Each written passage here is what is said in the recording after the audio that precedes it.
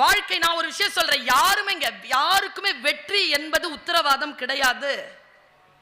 சாதனை என்பது யாருக்கும் உத்தரவாதம் கிடையாது. நான் சொல்லுகிறேன், யாருக்குமே வெற்றி என்பது உத்தரவாதமாக வருவதில்லை. எது வருகிறது? வாய்ப்பு தான் வருகிறது. வாய்ப்புகளை யார் ஒருவர் சரியாக பயன்படுத்திக் கொள்கிறோமோ அவர்கள் உத்தரவாதமான வாழ்க்கைக்குள் நுழைகிறார்கள். நாம் பெறுகிறோமா? நாம் வாய்ப்புகளை சரியாக பயன்படுத்துகிறோமா? பல நேரங்களில் நாம மிஸ் ஆகிற விஷயமே அங்கதாங்க மிஸ் ஆகிறோம்.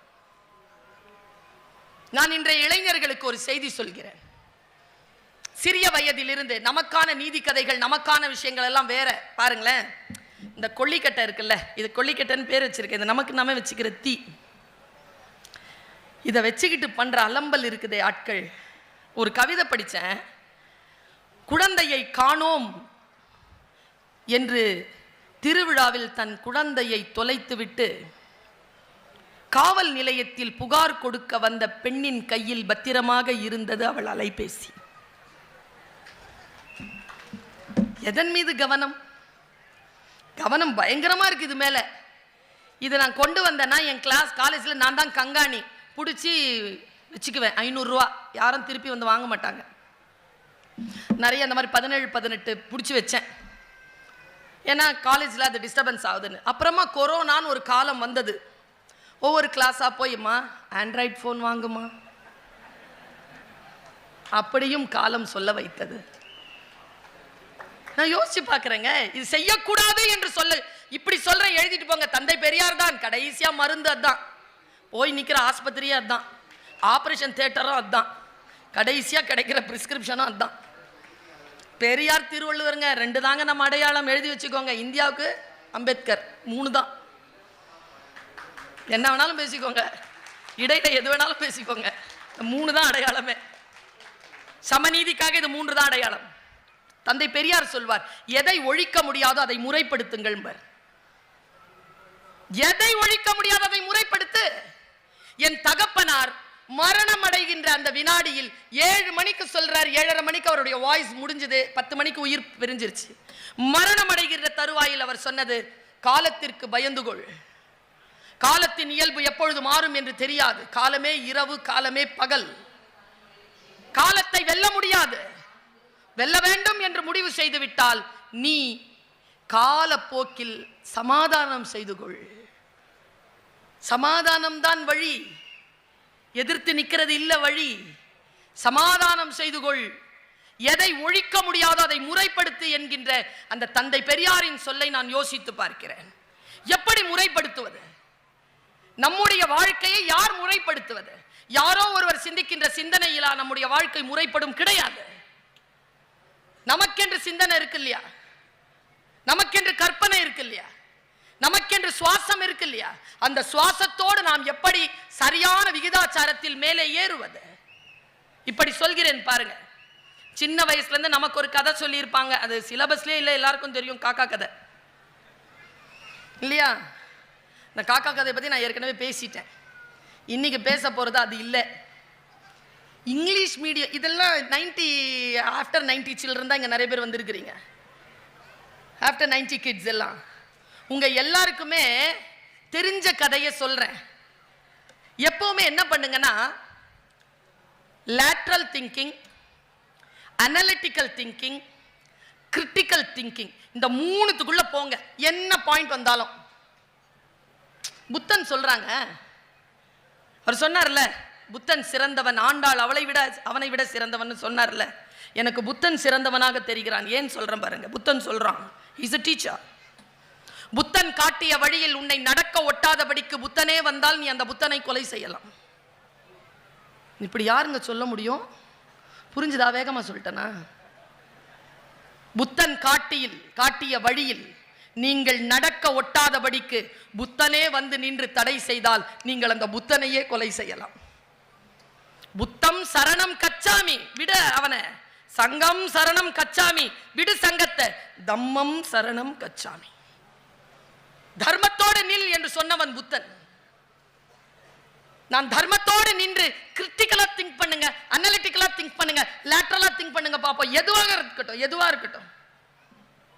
நான் இப்படி திங்க் பண்ணதுனால தான் சில வெற்றிகளை அடைந்திருக்கிறேன். என்னுடைய டீச்சர் எப்போ பார்த்தாலும் என்ன சொல்லுவாங்க, ரொம்ப அழகாக வேற இருப்பாங்க அந்த டீச்சர், கெமிஸ்ட்ரி டீச்சர்.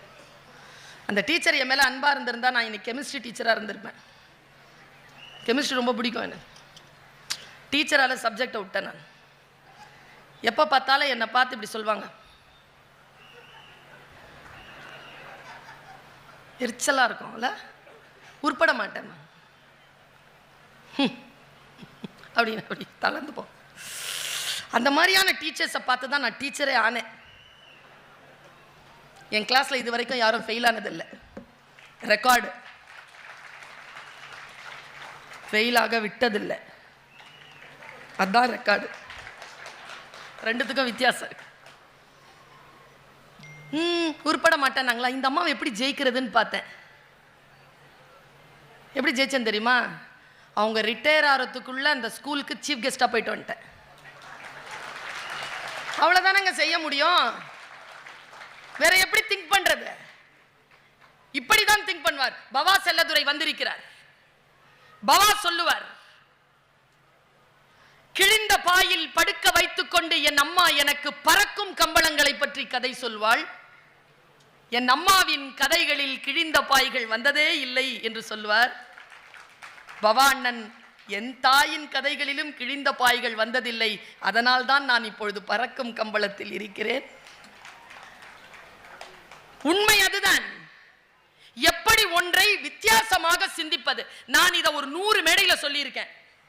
இங்க இருக்கக்கூடியவர்களுக்கும் அது தெரியும். என் தாய் சொன்ன வார்த்தை நினைவுபடுத்துவதற்காக சொல்லுகிறேன். அல்லது தெரியாதவர்கள் தெரிந்து கொள்ளுங்கள் பிள்ளையை எப்படி வளர்ப்பதுன்னு.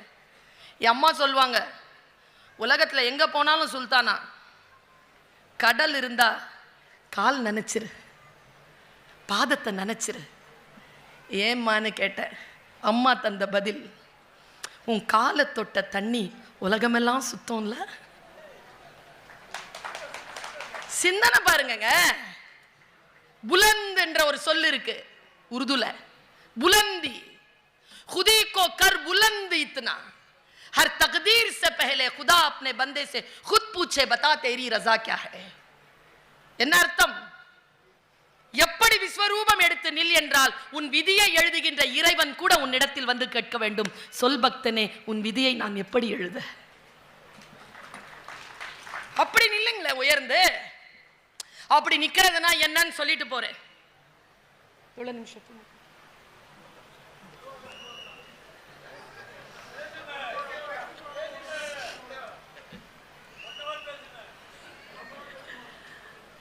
இந்த இங்கிலீஷ் மீடியம் குழந்தைகளுக்கு ஒரு கதை இருக்கு. எனக்கு ஒரு பெரிய டவுட்டுங்க. பல நேரங்கள் எனக்கு டவுட்டு. சில பேர் சில முன்முடிவுகளோடு சொல்லிடுறாங்களா, அது நீதி கதை ஆயிடுது.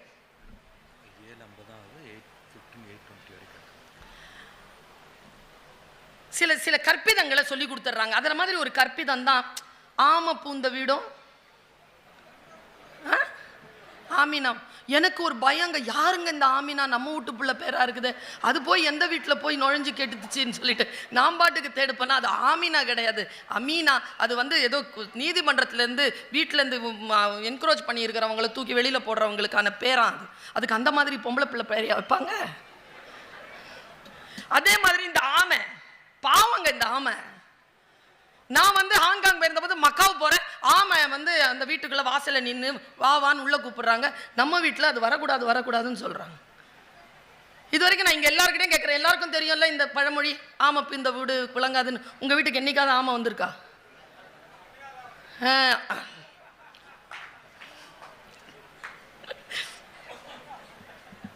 ஆமினா வந்திருக்குதான் ஒரு வீட்டுக்கு.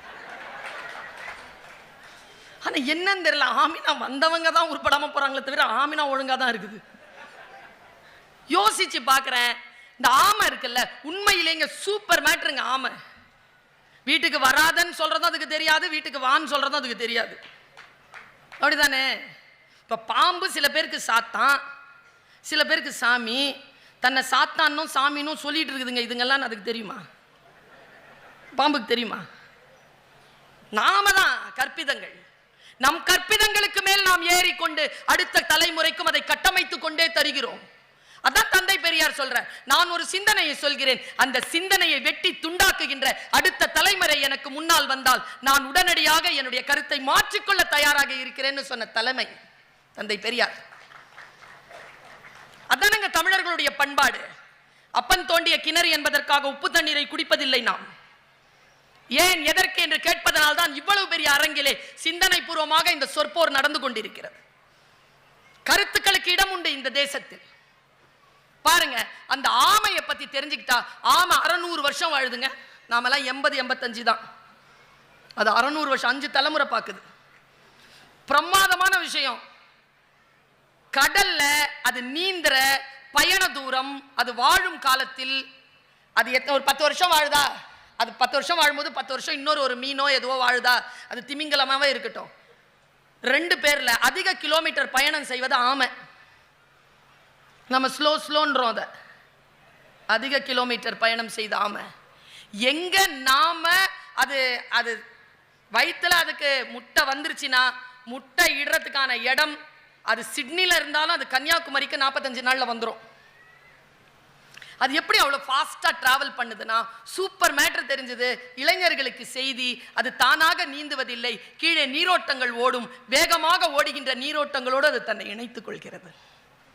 Winning strategy. அப்படி போகும் பொழுது திசை மாறினால் திசையோடு வேகமா போகுதுன்னு போகாது, கழண்டு நின்று வெயிட் பண்ணும். தன் திசைக்கு போகக்கூடிய இன்னொரு நீரோட்டம் வந்தால் அதில் தன்னை இணைத்துக் கொள்ளும். அதனால்தான் தமிழர்கள் கடலாடிகள் திசை அறிவு மிக்க ஆமையை தன்னுடைய வழிகாட்டியாக தொலைநோக்கு கருவியை அந்த கடலுக்குள் விட்டு அதை அவர்கள் பின்தொடர்ந்தார்கள் என்று தமிழ் மரபு சார்ந்த ஆய்வு நூல்கள் சொல்கின்றன. இவ்வளவு விஷயம் இருக்கே. இப்ப இந்த நாம கற்பிதங்களால் நிறைக்க வைக்கப்பட்டிருக்கிறோம். கள்ளனை நம்பினாலும் குள்ளனை நம்ப கூடாது. ஏன் நம்ப கூடாது? என் உயரமா இருக்கிறவன் எல்லாம் நல்லவனா? எங்க அம்மா கேட்டுச்சு, 6 மணிக்கு மேல வாசல்ல நிக்காத, நின்னா கன்னத்துல பரு வரும். ஏன் குர்காவுக்கு வர்றதில்லை? ஏன் என்ற கேள்வி கேட்காமல் வாழ்க்கை இல்லை. சாதனையாளர்கள் ஏன் என்ற கேள்வி கேட்கிறார்கள். கல்வியாளர் நான் சொல்லுகிறேன், குழந்தைகளே, இளைஞர்களே, பெண்களே, பதில் சொல்வதற்கு பெயர் அல்ல கல்வி, கேள்வி கேட்பதற்கு பெயர் தான் கல்வி. Rice questions. ஏன் இப்படி இருக்கு, ஏன் இப்படி இருக்க கூடாது? பேண்டமிக், பியூபானிக் பேண்டமிக்ல ஏன் இப்படி இருக்க கூடாதுன்னு கேட்டான் ஐசக் நியூட்டன். அவன் கண்டுபிடிச்சதுதான் கிராவிட்டி லா. அது அந்த பியூபானிக் பேண்டமிக்ல குவாரண்டைன் அவன் இருக்கும் பொழுது கண்டுபிடித்த லா, ஃபார்முலா. எதையும் அடுத்த பக்கத்துக்கு பாருங்க. இப்படி சொல்லிவிட்டு போகிறேன். Not to read in between lines, not to read in between words. Kotravai எழுதிய ஜெயமோகன் தன் முன்னுரையில் எழுதுவார், இளங்கோவடிகள் சிலப்பதிகாரத்தை எழுதுகின்ற பொழுது அவர் மௌனித்த இடங்களில் இருந்து நான் இந்த நாவலை எழுதியிருக்கிறேன். Silence speaks more. மௌனம் சம்மதம் மட்டுமல்ல, மௌனம் ரௌத்ரம், மௌனம் பேரன்பு, மௌனம் பெருங்கருணை, மௌனம் பெரும் ஆபத்து, மௌனம் கொலை கருவி. மௌனத்திற்கு இவ்வளவு அர்த்தம் உண்டு. எவனோ ஒருத்தன் சொல்லிட்டு போயிட்டான் மௌனம் சம்மதம்னு.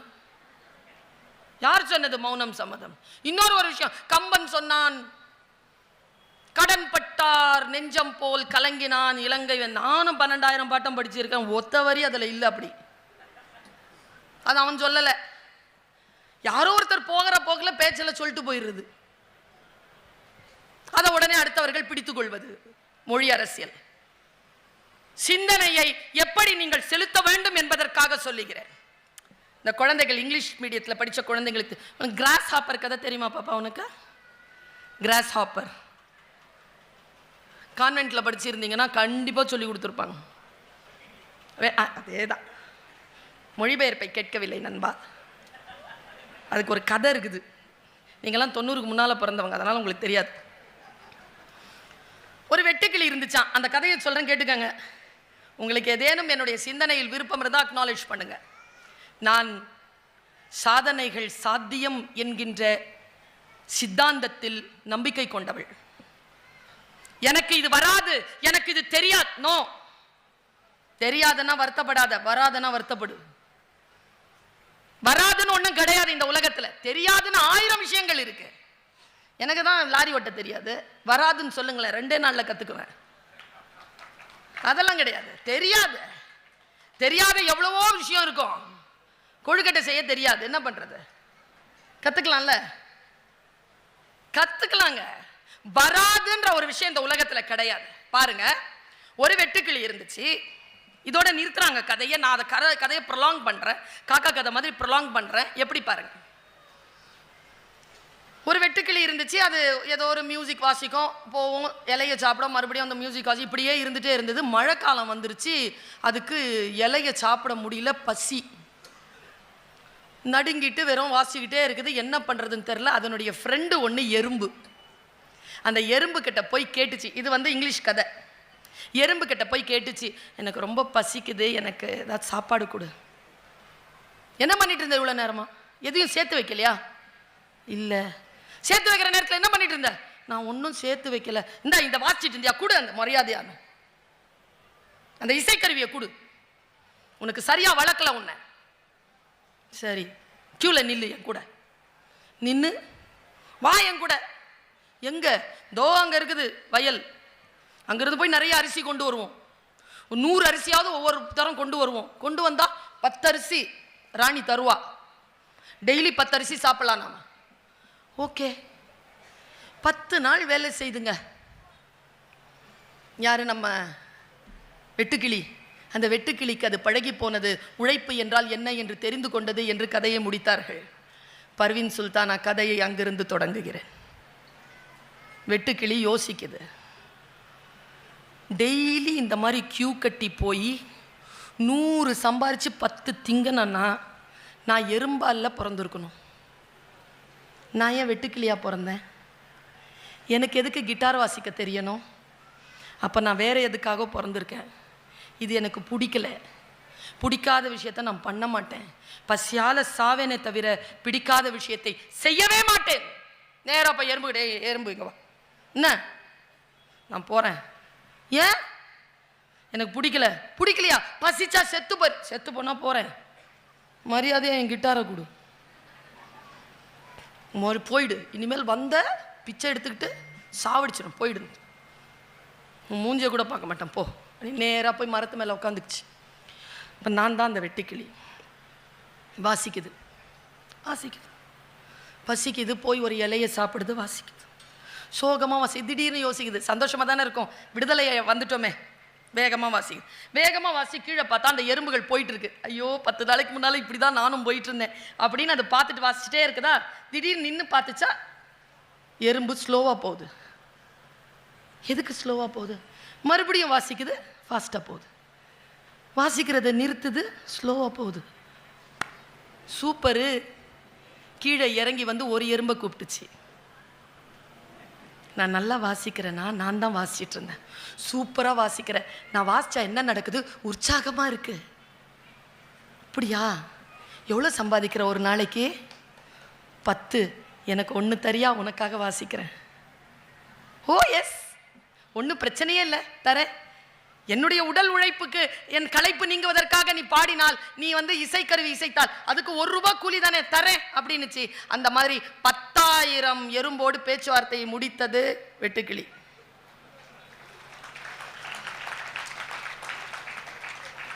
கியூல போனது 10 சம்பாதிக்க.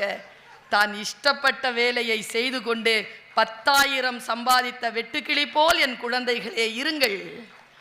ஆமையை போல் என் குழந்தைகளே இருங்கள்.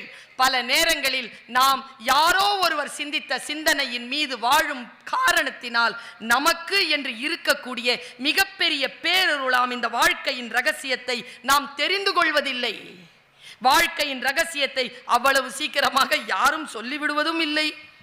நான் யோசித்து பார்க்கிறேன், இந்த 8 நாட்களில் எத்தனையோ பேருடைய பேச்சு உங்களுடைய வாழ்க்கைக்கு முன்னால் வந்துட்டு போயிருக்கு. நான் 2 பேரை பற்றி மட்டும் சொல்லிட்டு இன்னும் 5 நிமிஷத்துல முடிக்கிறேன். இப்போ வேர்ல்ட் கப் நடந்ததில்ல,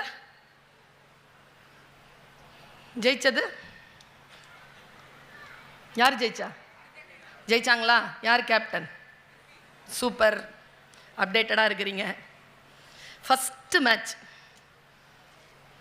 மெஸ்ஸி தோத்தானா இல்லையா? யாரோட? சவுதி அரேபியாவோட. சவுதி அரேபியாவுக்கும் கால்பந்துக்கும் தொடர்பே இல்லை. கேவலமா தோத்தாங்க. எல்லாரும் மெஸ்ஸி என்ன சொன்னாங்க? Who is Messi, who is Messi, who is மெஸ்ஸின்னு கேட்டாங்களா? முதலில் உலகம் உன்னை தோற்கடிக்கும். மெஸ்ஸிக்கு தோல்வி ஒன்றும் புதுசு இல்லை. 4 வேர்ல்ட் கப்ல தோத்துருக்கான். ஆனாலும் மெஸ்ஸியை நான் பாராட்டுகிறேன். தோற்றாலும் அந்த ஜெயிக்கிறேங்கிற அந்த ஒரு கப் இருக்குல்ல, அதை எட்டுவது வரைக்கும் நான் ஓய மாட்டேன் என்று சொல்லுகின்ற மெஸ்ஸி நம் எல்லோருக்கும் ஒரு நல்ல எடுத்துக்காட்டு. ஜெயிச்சாங்க. அவன் கடைசியா அவன் முத்தமிட்டுக்கிட்டு இருக்கிற அந்த வேர்ல்ட் கப்பை அவன் தான் போட்டான் எல்லா கோலையும். முத்தமிட்டுக்கிட்டு இருக்கிற இந்த பெனால்டி ரவுண்ட்ல அவன் பண்ண விஷயங்கள், அந்த வேர்ல்ட் கப் அவன் முத்தமிட்ட அந்த போட்டோ தான் இன்ஸ்டாகிராம்ல ரொம்ப ஃபேமஸ். அவன் எத்தனையோ வேர்ல்ட் கப்ல அவன் தி பெஸ்ட் பிளேயர் அவார்டு வாங்கியிருக்கான். ஆனால் தன் நாடு ஜெயித்த பொழுது அவன் அடைந்த சந்தோஷத்தின் எல்லை எப்படி தெரியுமா காட்டினாங்க? அவன் அந்த கப்பை வச்சுக்கிட்டு தூங்கிட்டாங்க பெட்ல. அப்படி ஒரு காட்சி வந்தது. மெஸ்ஸி எப்போ பார்த்தாலும் பேட் கர்ஸ்ட் பிளேயர் அப்படின்ற ஒரு பெயர் பெற்றவன். அவன் 18வது அந்த 2018 அவன் ரிட்டையர்மெண்ட்டுக்கும் கொடுத்துட்டான். இருந்தாலும் அந்த நாடு அவனை பிடித்து கேட்ட காரணத்தினால் வந்து அந்த கப்பை தன்னுடைய நாட்டுக்கு கொண்டு போய் கொடுத்தான். பாருங்களேன், மெஸ்ஸியை பார்த்துக்கோங்க. சும்மா அவனுடைய ஜெர்கினை அந்த ஜெர்சியை போட்டுக்கிட்டு பின்னால 10ன்னு எழுதுறது இல்லை. அது இல்லை ஃபாலோ அப்புங்கிறது. ஃபாலோ அப்புங்கிறது வேற. ஃபாலோ அப்புங்கிறது அவனுடைய ஆட்டிடியூட பாருங்க. இன்னொரு ஒருத்தனை சொல்றேன் இதே மாதிரி. 2 பேரும் ரைவல்ஸ். அவன் ஜெயிக்கவே இல்லை. போர்ச்சுகல்ல சார்ந்தவன் ரொனால்டோ. அவன் நம்பர் 7. அவனுக்கு என்ன அவமானம் நடந்தது தெரியுமா? மொராக்கோவோட அவன் தோத்தான். அந்த நாடு தோத்தது. இந்த 11 பேர்ல அவன் இல்லைங்க பிளேயரா. எவ்வளவு பெரிய ஒரு மெஸ்ஸிக்கு இணையா இருக்கிற ஒரு ஆளுங்க அவனை விளையாடவே விடல. தோத்தான். ஆனா நான் அவனை எங்க தெரியுமா பாராட்டுறேன்? அந்த வேர்ல்ட் கப் அர்ஜென்டினா ஜெயிச்சிருச்சு, தான் தோத்துட்டாங்கன்னு நினைச்ச உடனே அவன் வந்து பிளேன் ஏறி போறாங்க ஸ்பெயின். போயிட்டு அவன் இறங்கி தன்னுடைய இடத்திற்கு போய் அடுத்த நாளே பிராக்டிஸ் ஆரம்பிச்சாங்க. அவன் அங்க நிக்கிறாங்க ரொனால்டோ. ஏன்னா 10 நாள்ல அல் நாசர் அப்படிங்கிற ஒரு மிகப்பெரிய நிறுவனம் அவனை சைன் பண்ணியிருக்கு. நான் சொல்றேன், மெஸ்ஸியை விட அதிகம் சம்பாதிக்கிற ஒரு மிகப்பெரிய பிளேயர் ரொனால்டோ. ரொனால்டோவை பற்றி மெஸ்ஸி சொல்றான். மெஸ்ஸியோனுடைய பிள்ளை ரொனால்டோனுடைய பிள்ளை மெஸ்ஸியை பார்த்து வளர்றான். 2 பேருமே அவ்வளவு திக் ஃப்ரெண்ட்ஸா இருக்காங்க. ஆனா 2 பேரும் ரைவல்ஸ். ஒரு ஸ்போர்ட்ஸ்னா என்ன, ஒரு நாகரிகம்னா என்னன்றதை நம்ம மெஸ்ஸி கிட்டையும் ரொனால்டோ கிட்டையும் தெரிஞ்சுக்கணுங்க. மெஸ்ஸி கிட்ட கேட்குறாங்க, யார் இந்த உலகத்திலேயே உன்னை கவர்ந்த பிரமாதமான ஒரு பிளேயர்? கேட்டுட்டு இன்டர்வியூர் கேட்டான், தயவு செய்து உங்க பேரை சொல்லிடாதீங்க. உடனே ஒரு 10 பேரை சொன்னான். அதுல ரொனால்டோ பேர் இல்லை. கடைசியா கேட்டான், நீங்க ரொனால்டோ பேரை சொல்லுவீங்கன்னு நான் எதிர்பார்த்தேன், நீங்க கரெக்டா அவர் பேரை சொல்லாம கடந்து போயிட்டீங்கன்ன உடனே மெஸ்ஸி தந்த பதில் என்ன தெரியுமா? தி பெஸ்ட் பிளேயர் சொன்ன உடனே என்னை பற்றி நான் சொல்லக்கூடாது என்பதனால் நான் என்னோடு அவனையும் சேர்த்து அழைத்து கொண்டு போய்விட்டேன் என்று சொன்னார். ஜெயிக்கிறதுனா அப்படி இருக்கணுங்க. ஜெயிக்கிறதுங்கிறது வெறி கிடையாது, சாதனைங்கிறது வெறி கிடையாது. நம்முடைய வெற்றியில் அடுத்தவனுடைய தோல்வியே இல்லை என்ற அளவிற்கு நம்முடைய வெற்றியை அனைவரும் கொண்டாட வேண்டும். இப்படி சொல்லி நான் நிறைவு செய்கிறேன். சிகரம் என்பது மிக உயரம். சிகரத்தின் உயரத்தை தொடுவது என்பது ஒரு கலை, ஒரு மிகப்பெரிய ஆசீர்வாதம். நான் உங்களுக்கு ஒரு ரகசியத்தை சொல்லுகிறேன். சிகரம் தொட்ட மனிதர்கள் யார் தெரியுமா? யாரோ ஒருவர் தொட்ட சிகரத்தை தொட்டவர்கள் இல்லை. சிகரம் தொட்ட மனிதர்கள் தன் உயரத்தின் எல்லையை தொட்டவர்கள் தான் சிகரத்தை தொட்டவர்கள்.